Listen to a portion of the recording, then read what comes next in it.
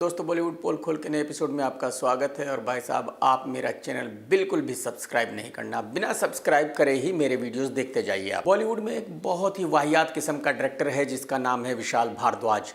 इस डायरेक्टर ने जितनी भी फिल्में आज तक बनाई है सब की सब वाहियात बनाई है और अपनी लाइफ में इसने आज तक एक भी हिट फिल्म नहीं बनाई है। लेकिन इसके बावजूद भी ये डायरेक्टर हमेशा चर्चा में रहा है क्योंकि इसकी कुछ फिल्मों की चर्चा हुई है, जैसे कि ओमकारा। उसमें सैफ अली खान की एक्टिंग की बहुत तारीफ हुई थी, करीना कपूर की एक्टिंग की बहुत तारीफ हुई थी, अजय देवगन की एक्टिंग की भी बहुत तारीफ हुई थी, लेकिन फिल्म सुपर डुपर डिसास्टर थी। विशाल भारद्वाज की ऐसी दो और फिल्में हैं जिनकी बहुत चर्चा हुई थी उस वक्त जब वो फिल्में रिलीज हुई थी, जैसे कि फिल्म हैदर, जिसमें शाहिद कपूर ने बहुत बढ़िया एक्टिंग की थी, लेकिन कमर्शियली ये फिल्म भी सुपर डुपर डिसास्टर थी। विशाल और शाहिद कपूर की एक और फिल्म थी कमीने, उस फिल्म को सुपर हिट बताया गया था, लेकिन मैं आपको ये बता दूं कि उस फिल्म ने भी किसी तरह मर मार के सिर्फ वो पैसा रिकवर किया था जो उस फिल्म को बनाने में लगा था। उस फिल्म ने कोई प्रॉफिट नहीं किया था, यानी कि वो फिल्म एक हिट फिल्म नहीं थी, लेकिन चर्चित फिल्म थी। विशाल भारद्वाज की ये तो वो फिल्में हैं जो चर्चा में रही, लेकिन ऐसी भी विशाल ने कई फिल्में बनाई है जिनकी चर्चा भी नहीं हुई और जो फिल्में सुपर डुपर डिसास्टर रही। और ऐसी ही एक फिल्म थी रंगून, उसमें भी शाहिद कपूर था, हीरोइन थी कंगना दीदी।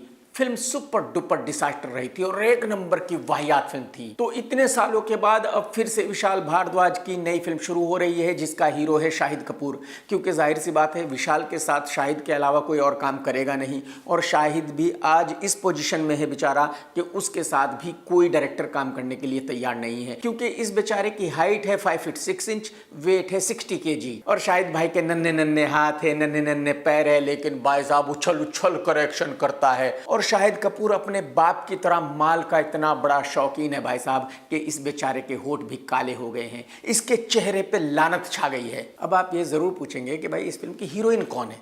अरे भाई साहब, जब बॉलीवुड में एक बांटने वाली लड़की है जिसका नाम है तृप्ति डिमरी, गंदा दिमाग, गंदी सोच, अरे भाई साहब वो बेचारी मिठाई बांटती है, तो जाहिर सी बात है इस फिल्म में भी वही मेन लीड में है। इस फिल्म का विलन है रणदीप हुड्डा, जो सिकंदर का भी विलन है, यानी कि रणदीप की समझ में बिल्कुल अच्छी तरह आ गया है कि वो बेचारा हीरो नहीं बन सकता। उसने बहुत कोशिश की हीरो बनने की, लेकिन पब्लिक ने बेचारे की फिल्म देखी ही नहीं।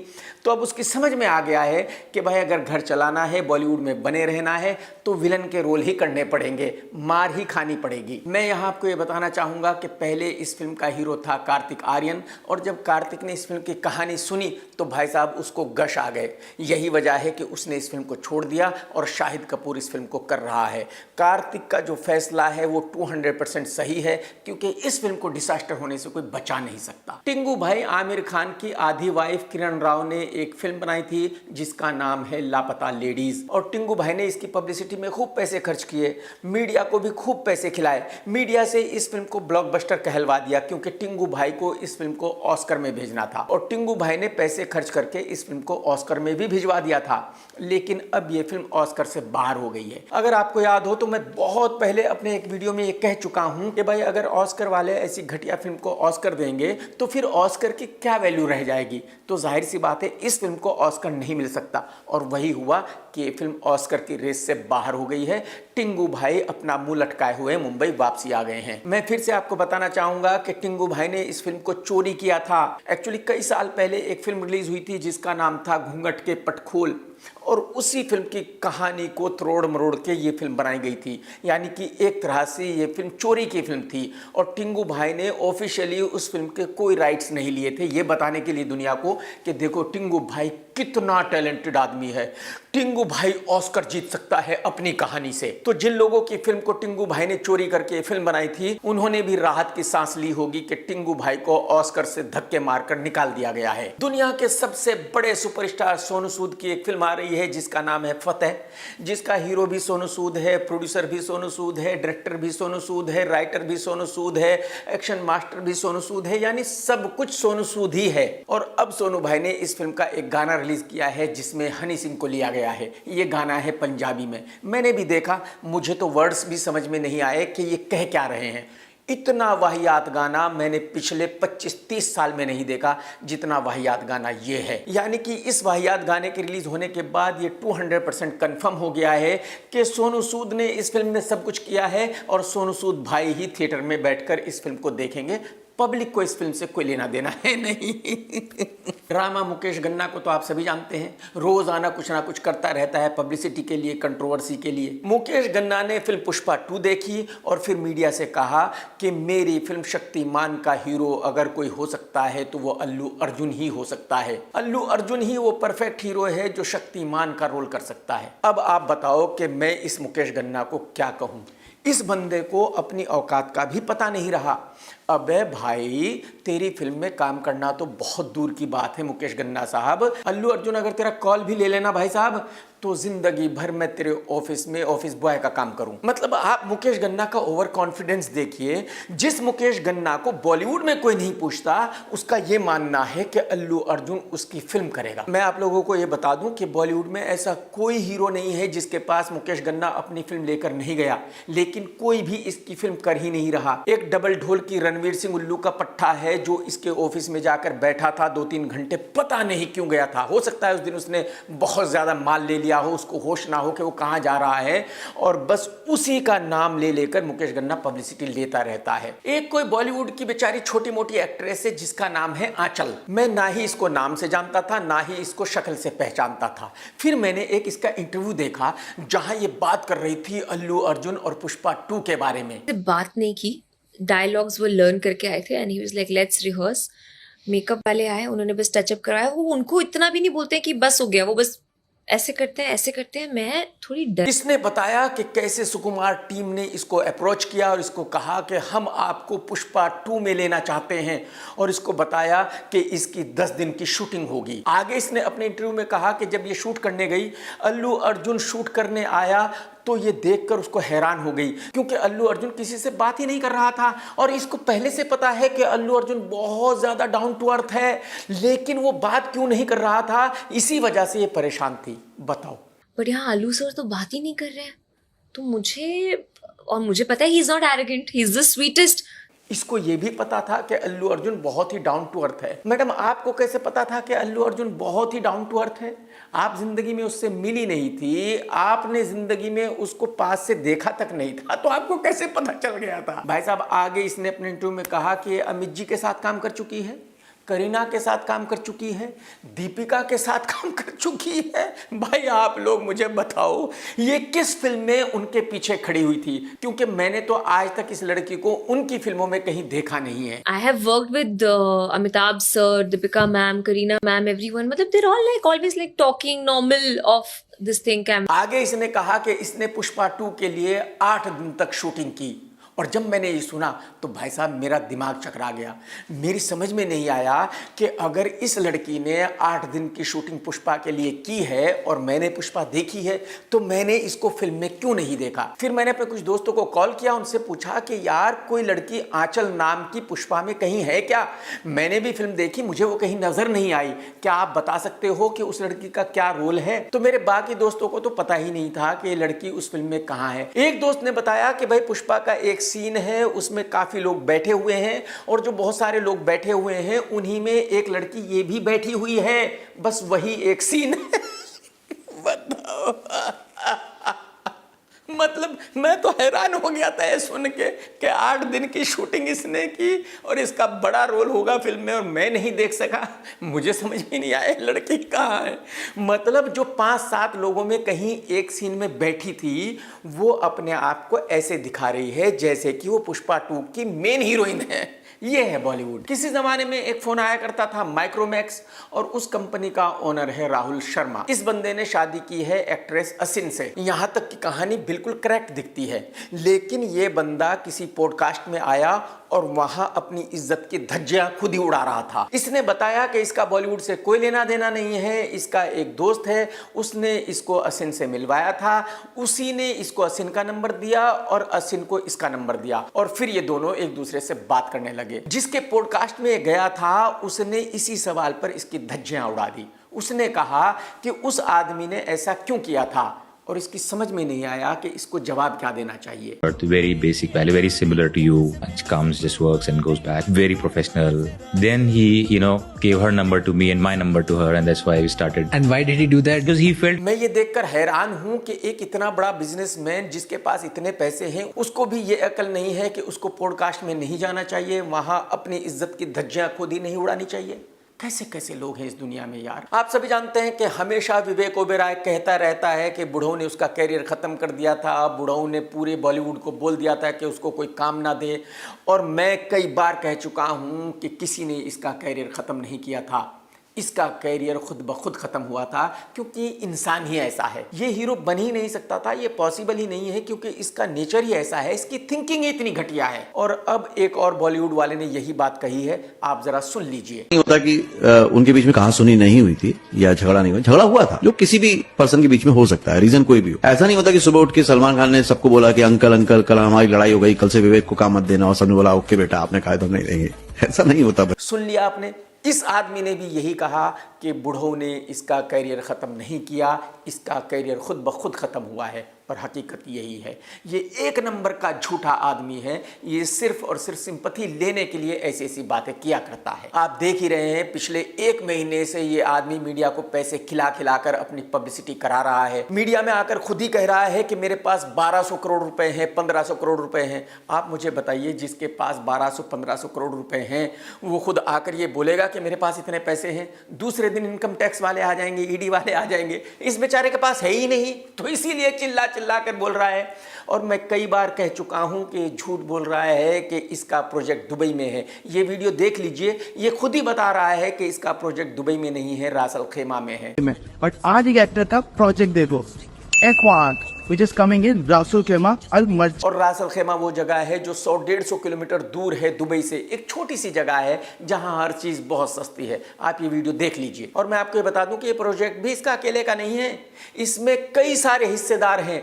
तो अगर ये ऐसा कह रहा है कि भाई इसके पास इतना पैसा है, तो बिल्कुल सरासर झूठ है। एक्चुअली ये इन्वेस्टर्स को फंसाना चाहता है ऐसी ऐसी बातें करके। एक कोई साउथ का फिल्म मेकर है जिसका नाम है उपेंद्रा। मैंने तो इससे पहले इसका नाम कभी सुना नहीं था। इस बंदे ने कोई फिल्म बनाई है, उसका ट्रेलर रिलीज हुआ है, मुझे वो भी नहीं देखना और इस फिल्म के बारे में जानना भी नहीं है। लेकिन मैंने टिंगू आमिर खान का एक वीडियो देखा, आप भी जरा देख लीजिए। I am with someone who I'm a big fan of. His film is releasing on the 20th of December.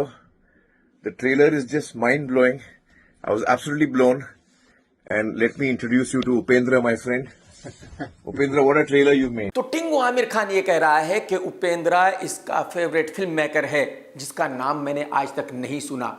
Tingu Aamir Khan का ये भी कहना है कि ये ट्रेलर ऐसा है जिसको देखकर टिंगू का दिमाग घूम गया। मतलब टिंगू को 100% यकीन है कि ये फिल्म बहुत बड़ी ब्लॉकबस्टर होने वाली है, हिंदी में भी पुष्पा 2 का रिकॉर्ड तोड़ने वाली है। इससे आप अंदाजा लगा सकते हैं कि ये टिंगू कितना बड़ा झूठा इंसान है। टिंगू आमिर खान भाई, आप बिल्कुल मत भूलना कि आप वो हैं जिसने ठग्स ऑफ हिंदुस्तान बनाई थी, आप वो हैं जिसने लाल सिंह चड्ढा बनाई थी।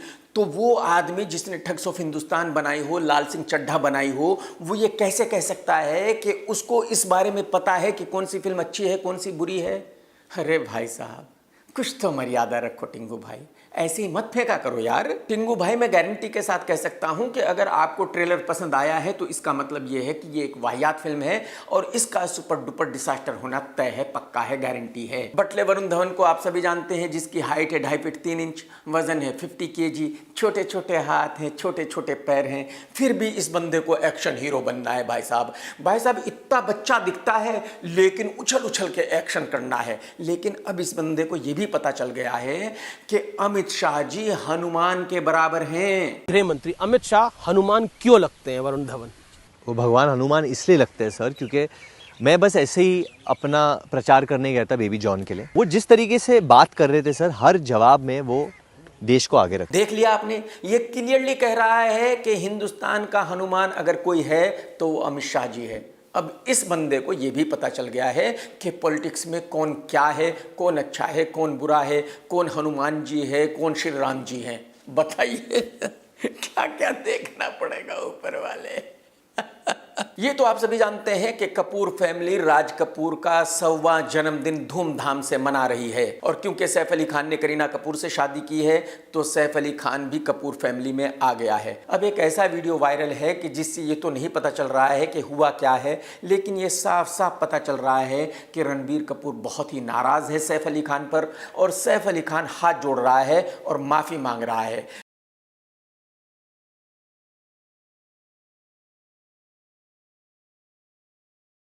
क्या हुआ है क्या नहीं हुआ है ये जल्दी ही पता चल जाएगा। और इस सेलिब्रेशन में खाली कपूर फैमिली शामिल नहीं है बल्कि पूरा बॉलीवुड शामिल है।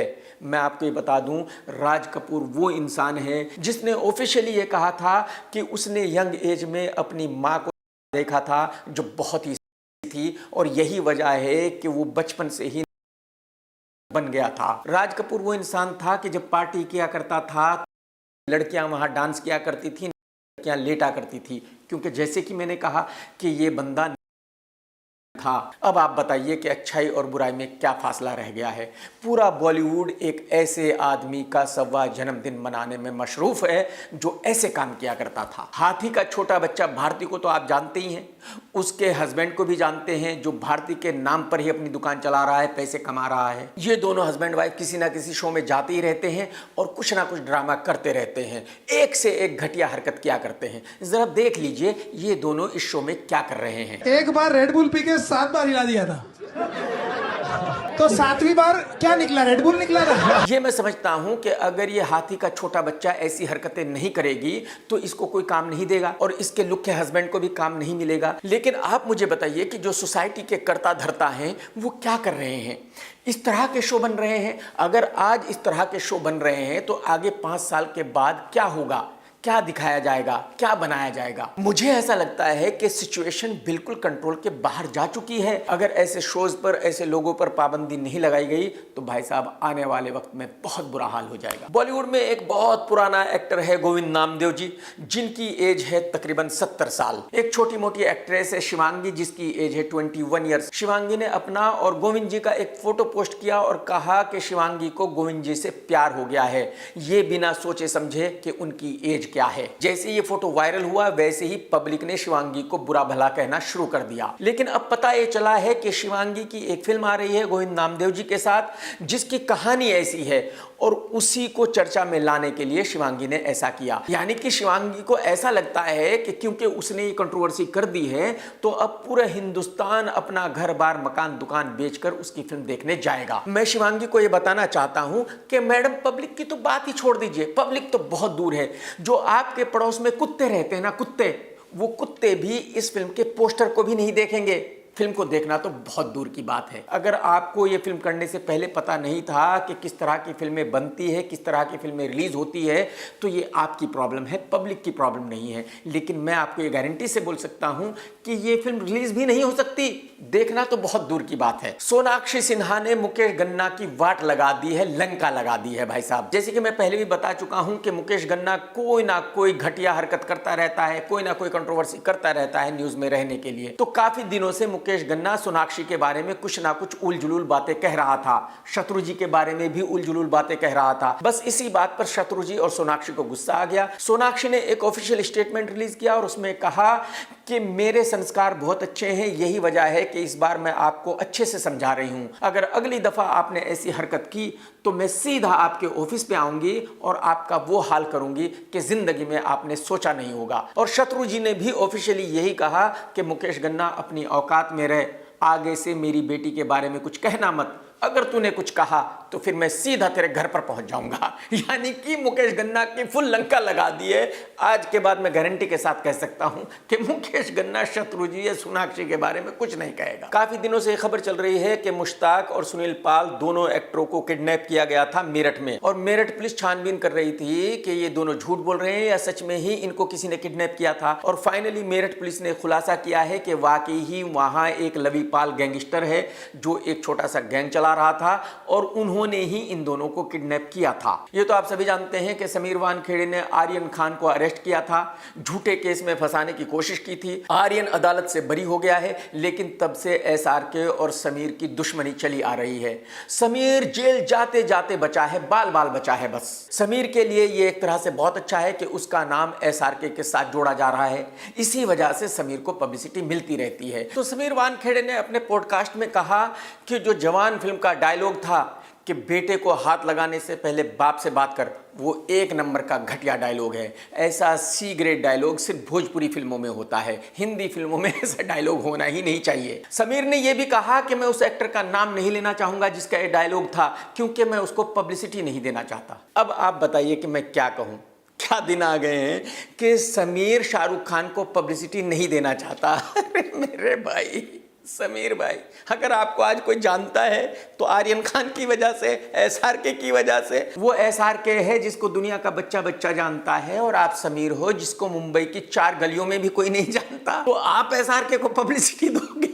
कुछ तो मर्यादा रखो भाई साहब, कुछ तो खौफ खाओ यार। घटिया बदतमीज लुक्खे कपिल शर्मा के शो पर आया कल्लुओं का कल्लू एटली। और आप सभी जानते हैं कि टकला कपिल शर्मा सभी को अपने शो पर बुलाकर उनकी बेइज्जती किया करता है, फिर भी लोग वहां जाते हैं। क्यों जाते हैं, मेरी समझ से बाहर की बात है। कपिल ने कहा कि सर, जब आप किसी एक्टर को कहानी सुनाने जाते हैं और आप कहानी सुना देते हैं तो फिर एक्टर ये नहीं पूछता कि एटली कहाँ है। कपिल शर्मा का ये कहना था कि आप इतने काले हो कि अगर रूम में बैठे हो तो दिखाई ही नहीं देते। और इसके जवाब में एटली ने कहा कि सर, आप मेरे रंग के बारे में बात कर रहे हो, ये आपकी मर्जी है, लेकिन मेरे काम को लोग जानते हैं और लोग मुझे मेरे काम से पहचानते हैं। लुक्खे कपिल शर्मा, ये तो मैं भी मानता हूं कि उस बेचारे का कलर ऐसा है कि उसका मजाक मैं भी बनाता हूं, लेकिन लुक्खे एक दिन तू भी ये विग उतार दे, तू भी दुनिया को बता दे कि तेरा टकला कैसा है। जब तुझे दुनिया को असलियत दिखाने का शौक है तो अपनी असलियत भी दिखा देना। मैंने अपने पिछले 2 वीडियोस में रेखा की बात की और बहुत सारे लोगों ने कमेंट्स किए।